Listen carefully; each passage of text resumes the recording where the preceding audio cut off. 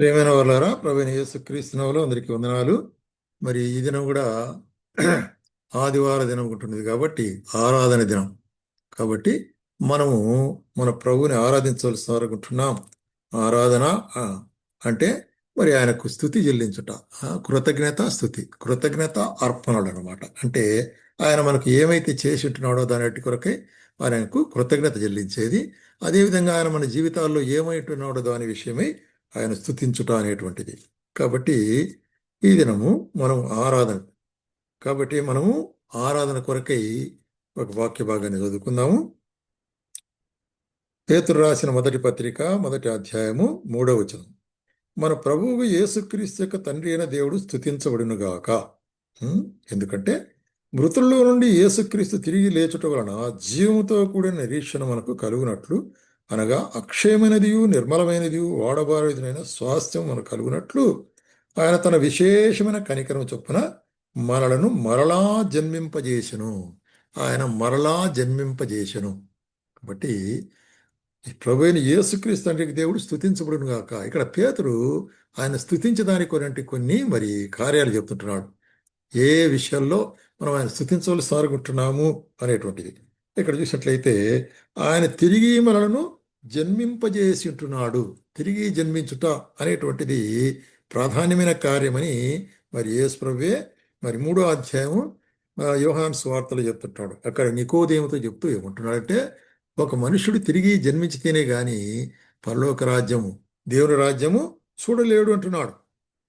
మళ్ళీ రెండోసారి చెప్తాడు, ఒక మనుషుడు తిరిగి జన్మించితే గాని దేవుని రాజ్యంలో ప్రవేశించలేడు. కాబట్టి తిరిగి జన్మించడం అంటే ఏంటి అనేటువంటిది మరి నికోదేము అడిగినప్పుడు, ఆత్మ మూలముగా జన్మించుట, శరీర మూలముగా. అంటే ప్రియమైన వర్లారా, మనం శరీర మూలముగా అందరం జన్మించుంటున్నాం. మరి ఆత్మ మూలముగా జన్మించడం అంటే ఏంటంటే, యేసుక్రీస్తు ప్రభువును మనం ఎప్పుడైతే సొంత రక్షణను అంగీకరించి మన హృదయాల్లో ఆయన చేర్చుకుంటామో అది ఆత్మ మూలముగా జన్మించుట అనేటువంటి కార్యం. ఆ విధంగా జన్మిస్తే బోర్న్ అగైన్ అంటారనమాట. కాబట్టి క్రీస్తులో మనము జన్మించుట అనేటువంటి కార్యం, దేవుని యొక్క సత్యమును లేక స్వార్థని విని ఎప్పుడైతే యేసుక్రీస్తును అంగీకరించి మన హృదయంలో మరి తిరిగి ఆయన చేర్చుకుంటామో అదే మరి తిరిగి జన్మించుట అనేటువంటి కార్యం. కాబట్టి దాని ద్వారా మనకేమి కలుగుతున్నదంటే గొప్ప ఆశీర్వాదము. అందుకొరకే తిరిగి జన్మించడం శుభప్రదమైనటువంటి నిరీక్షణ అంటాడు. జీవంతో కూడిన నిరీక్షణ అంటున్నాడు. అది కనికరం, దేవుని కనికరం చొప్పున మనల్ని తిరిగి జన్మించు. అందుకొరకే కీర్తనకర్త ఏమంటాడంటే, కీర్తనకర్త చూడండి ఏం చెప్తున్నాడు ఇక్కడ. ఆ ప్రభువా, నీవు దయాళుడవు, క్షమించుటకు సిద్ధ మనసు గలవాడవు, నీకు మొర్రపెట్టు వారందరిలా కృపగల దేవుడవై ఉన్నావు. కాబట్టి ఆయన మొరపెట్టే వారందరిలా కృపగలిగినటువంటి దేవుడు ఉంటున్నాడు. ఆయన కృప, ఆయన దయ, ఆయన కనికరం, ఆయన వాత్సల్యత అనేటువంటిది మనం గమనించినప్పుడు అది ఎంతో కార్యాన్ని చూస్తున్నాం. అదేవిధంగా మనం చూసినట్లయితే ఆయన కృప ఎంత గొప్పది అంటే చూడండి, మరి మత్తయి సువార్త 15వ అధ్యాయంలో మరి 21వ వచనం నుంచి మనం చూసినట్లయితే ఇక్కడ ఒక కానాను స్త్రీ ఒకటి వచ్చేసి, ప్రభువా దావీదు కుమారుడా, నన్ను కరుణించుము అంటున్నది. ఏముంటున్నది? కరుణించుము. కాబట్టి కరుణ కొరకే అంటే ఆయన కనికరం గల, ఆయన కనికరం కొరకు వేడుకుంటున్నది. అప్పుడు ప్రభు ఏం చెప్పినాడు, ఆ మరి ఇక్కడ చూస్తుంటున్నాము ఈ భాగంలో గమనించినట్లయితే, నా కుమార్తెకు దయ్యం పుట్టినది కాబట్టి ఆమెను మరి స్వస్థపరచుమంటే యేసు ప్రభు చెప్తాడు. చాలా మట్టుకు ఆయన వినలేదు. అయితే ఆమెకు విశ్వాసాన్ని పరీక్షించిన వాడై ఉన్నప్పుడు ఆ, ఆమె ఆయన్ని ఎంతో వేడుకుంటుంది. ఎంతో వేడుకున్నప్పుడు ఆఖరికి ఆయన ఏమంటాడు, అందుకు యేసు, అమ్మా నీ విశ్వాసము గొప్పది, నీవు కోరినట్టే నీకు కలుగునుగా. కనుక కాబట్టి మనకు విశ్వాస ప్రకారం మనకు స్వస్థత అనుగ్రహించేవాడుకుంటున్నాడు. కాబట్టి మరి ఆయన వేడుకున్న వారిలో ఇక్కడ చూసినట్లయితే లూకా సువార్తలో మరి 17వ అధ్యాయంలో మనం చూస్తాం. ఇక్కడ 10 మంది కుష్ఠరోగులు వచ్చి ఆయన దగ్గరికి ప్రభావమును కరుణించము, ప్రభావమును కరుణించమని వేడుకున్నారు. అది కాబట్టి ఆయన ఈ లోకంలో ఉన్నప్పుడు అనేకులు మరి స్వస్థత కొరకు ఆయన వేడుకునే వారు ఉంటారు. అట్లాగే 18వ అధ్యాయంలో కూడా ఒక సుంకరి ఏం చేస్తున్నాడు, ఆకాశం వైపు కూడా కనులెత్తి చూటకు ధైర్యం చాలక, దేవా పాపినైన నన్ను కరుణించు. కాబట్టి మనం ఆయన సన్నిధానంలోకి ఆయన కరుణ లేక ఆయన కృప కొరకు వేచినట్లయితే ఆయన మన కృప అనుగ్రహించే దేవుడు ఉంటున్నాడు. కాబట్టి అంత కృప అనుగ్రహించిన దేవునికి స్తోత్రము అంటున్నాడు అనమాట. కాబట్టి మనం ఆయనకు స్థుతి లేక స్తోత్రము చెల్లించవలసిన వారుగా ఉంటున్నాము.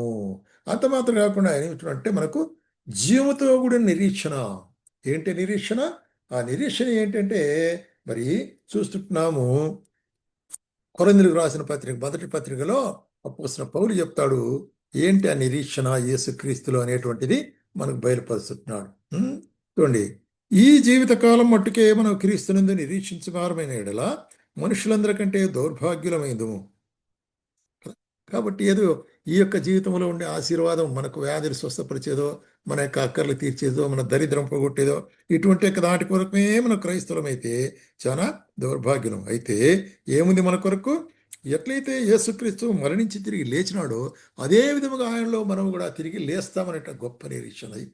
కాబట్టి ఎటువంటి నిరీక్షణ ఇది చూసినట్లయితే, ఇది మరి చూసినట్లయితే గొప్ప నిరీక్షణగా ఉంటున్నది. ఈ గొప్ప నిరీక్షణ నీకు నాకు ఇచ్చినాడు. కాబట్టి చనిపోయిన తర్వాత ఏమవుతామో అనేటువంటిది కాదు, ఆయనతో కూడా మనం ఉంటామనేటువంటి నిరీక్షణ. దాని కొరకే ఆయన స్తుతించవలసి అనుకుంటున్నాం. అందుకొరకే మరి ఎఫెసీయులకు రాసిన పత్రికలో ఏమంటాడు చూస్తుంటాం. 2వ అధ్యాయంలో మనం గమనించినట్లయితే, మన యొక్క పాపముల చేతను అపరాధముల చేతను మనం చచ్చిన వారు విన్నప్పుడు సైతము ఆయన తన మహా కనికరం చొప్పున ఏం చేశాడు? మనలను బ్రతికింపజేసినాడు. క్రీస్తులో బ్రతికింపజేసిట్టున్నాడు. కాబట్టి ఆయన కనికరం బట్టి మనం స్తుతించవలసి అనుకుంటున్నాం.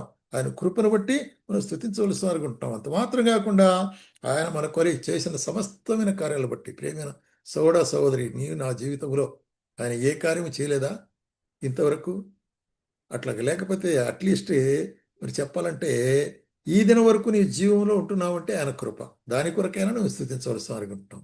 కాబట్టి ఆయనను స్తుతించవలసి అనుకుంటున్నాము, ఆరాధించవలసి అనుకుంటున్నాము అనేటువంటి కార్యాన్ని ఇక్కడ మనం చూస్తూ, ఇక్కడ ఏమంటున్నాడు 20 అదే మొదటి పేతురు 1వ అధ్యాయం 22వ వచనములో, మీరు క్షయబీజము నుండి కాక శాశ్వత జీవము గల దేవుని వాక్యం మూలముగా అక్షయ బీజము నుండి పుట్టినవారు. కాబట్టి అక్షయమైనటువంటి బీజం, దానికి మరణం లేదు. కాబట్టే మనకు క్రీస్తు యేసునందున వారికి మరి మరణం లేదు. ఈ లోకంలో ఉండి క్రీస్తు యేసు మనము నమ్మినట్లయితే మనం నిత్య జీవం కొరకే భద్రపరచబడతాము. ప్రభువా, మరి దాని కొరకే నేను స్తుతిస్తున్నాను. నీవు చేసినటువంటి గొప్ప కార్యముల కొరకే స్తుతిస్తున్నాను. తిరిగి జన్మింపజేసినందుకే స్తుతిస్తున్నాను. నా పాపం నుండి క్షమించినందుకే స్తోత్రం చెల్లించుకుంటున్నాను. అట్లాగే తిరిగి మరి పాపంలో అతికిన చనిపోయిన నన్ను బ్రతికింపజేసిన నీ మహాకృపకై స్తోత్రం చెల్లించుకుంటున్నాను అని చెప్పుకుంటూ ఆయన స్తుతించాల. అంత మాత్రం కాకుండా ఏదో ఈ లోకములో దాని కొరకే నేను స్తుతించకుండా ఆ నిత్య జీవములో నీ యొక్క పునరుత్థానంలో నేను కూడా పాలు పొందుతాను అనేటువంటి నిరీక్షణ నాకు ఇచ్చినవే ప్రభువా, స్తోత్రం. కాబట్టి సోదరి, ఇటువంటి నిరీక్షణ నీకుంటున్నదా? ఒకవేళ వాక్యం ఉంటున్న నీ జీవితంలో మరి నీ మరణమైన తర్వాత ఏం జరుగుతుంది అనేటువంటి నిరీక్షణ లేనట్లయితే యేసుక్రీస్తు ప్రభు చెప్తుంటున్నాడు, యేసుక్రీస్తునందు విశ్వాసం ఉంచినట్లా మరి నీవు తిరిగి బ్రతికేవానుకుంటున్నావు. జీవింపజేస్తాడు ఆయన, నిత్య జీవంలో ప్రవేశింపజేస్తాడు. కాబట్టి ఆ నిత్య జీవం కొరకే, ఆ నిత్య జీవంలో మనం ఏం చేస్తాము? నిత్యము ఆయన ఆరాధించాలనుకుంటున్నాం, ఆయన్ను స్తుతించాలనుకుంటున్నాం. కాబట్టి దేవుని యొక్క వాక్యం ద్వారా మనల్ని తిరిగి జన్మింపజేసినట్టు దేవుడు మనలో ఏముచ్చినాడు? జీవముతో కూడిన నిరీక్షణ. ఈ నిరీక్షణ దినదినము అధికమయ్యేదిగా ఉంటుంది. అది అక్షయమైనది, దానికి మరణం లేదు, అది నిర్మలమైనది, అది పరిశుద్ధమైనది. మరి అటువంటి గొప్ప స్వాస్థ్యమైనటువంటి నిరీక్షణలో మనలో ఉంచినాడు. కాబట్టి వీటన్నిటి కొరకై మనం ఎలా మన ప్రభువు యేసుక్రీస్తు దేవుడిని స్తుతించవలసిన వారుగా ఉంటున్నాం. ఆయన స్తుతించి ఆయన ఆరాధించవలసిన వారుగా ఉంటున్నాము అనేటువంటి కార్యాన్ని మనం జ్ఞాపం చేసుకున్నప్పుడు మరి మనం ఆ విధంగా ఈ దినం ఎక్కడున్నప్పటికీ కూడా మనం ఏం చేయాలా? ఆయన సన్నిధానానికి వెళ్ళాలి. నీ ఫెలోషిప్, చర్చ్, సవాసం ఎక్కడ ఏమనుకుంటావు? విశ్వాసుల మధ్యలో పోయి ఆయన్ను స్తుతించుట అనేటువంటిది మరవకుండా మనం దాంట్లో పాల్గొన్నట్లయితే దేవుని మహిమపరచువాడు, మరి ఆయన స్తుతించువాడు ఆయన మహిమపరిచేవాడుగా ఉంటున్నాడు అని దేవుని వాక్యం సెలవిస్తున్నాయి. కాబట్టి ఆయన స్తుతించి మహిమపరచుటకు ప్రభు మనకు సహాయం చేయను గాక.